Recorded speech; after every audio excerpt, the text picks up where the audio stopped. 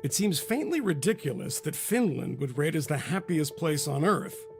But for reasons that even confounded Finns, the United Nations 2018 World Happiness Report ranked the Nordic nation number 1. The next list comes out tomorrow, meaning today is possibly the last day that Finland holds the title. We visited the reigning champions of joy to see what makes them so happy. Are you happy? Did you see this story? Yes, I've seen it many times, and I always wonder why, actually. I'm like literally about to kill myself standing in the square for like 20 minutes. This is kind of a hard country, especially autumn and winter, you know. Yeah. So, I mean, it takes a lot of something, inner spirit to be able to live here. Yeah. This is not working out, by the way.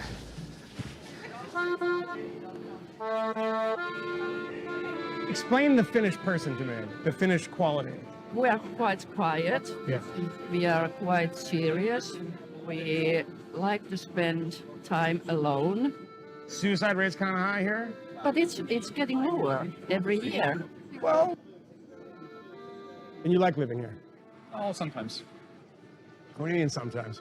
If you come over here in summertime, everybody is much more open and happier. And now, in the wintertime, when it's dark and rainy, and it sucks. So how do Finns battle this demoralizing weather in a country that's drenched in darkness half the year? Well, they just pretend to do happy summer things. That's not warm enough. It's legitimately not warm enough.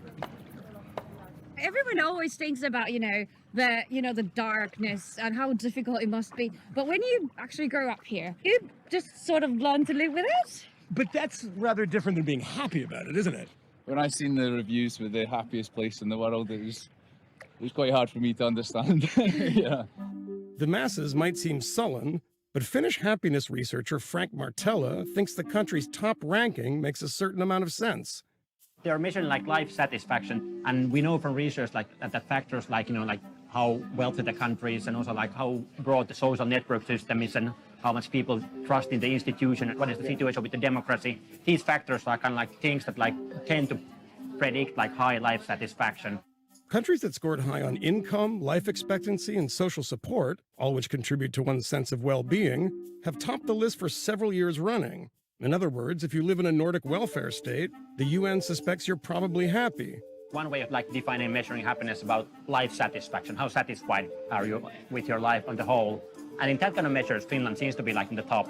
But then when you measure happiness with like positive emotions, like joyfulness, and how much do you smile every day and so forth. Where is Finland on that scale? Not close to the top at all. At the top of that scale are cheerful if impoverished Latin American countries like Paraguay and Guatemala. The problem with the word happiness is that everybody seems to define it in different ways. As a researcher, I said that we should get rid of the word happiness. What term would you prefer is used? I would prefer that we have few separate words like positive emotions, life satisfaction, meaningfulness, and see these as three separate things.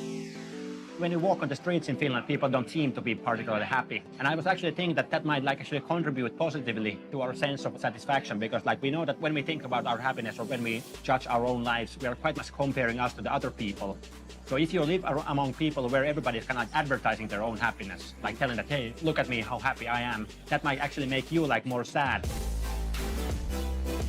So after spending some time in Finland, I've determined that the UN is partially right. This country is not particularly happy. Everyone was pretty grim. But while they're probably not the happiest people on the planet, I think they're the most content people on the planet. That's what Finland is. It's not happy. This is the wrong word. It's a bad translation. Right?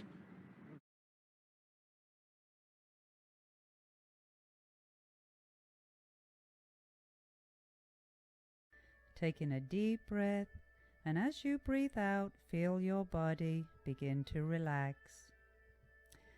Now imagine that you are standing in a crystal cave. It's a huge cave, and the walls and the ceiling high above you are made of clear, sparkling, beautifully colored crystals all around you. and the cave is full of light, colorful, bright light. There are crystals of ruby red, deep, deep red. There are orange crystals, as bright as the oranges on the trees. Beautiful, bright orange crystals. There's yellow citrine, sparkling, bright.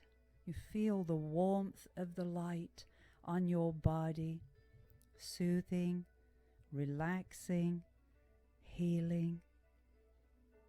Just the feeling of the warm light makes you want to relax and let go. And you take a deep breath and let it fall away. And you notice crystals of blue, sapphire blue, of amethyst, lavender. And there are clear crystals with just reflecting all of the other beautiful, bright, colorful lights all around you.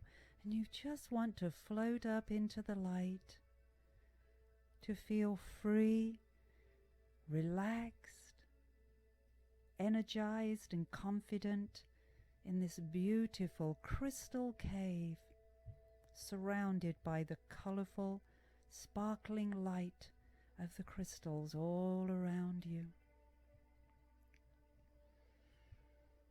Now when you're ready, take in a deep breath, and as you breathe out, have a gentle stretch.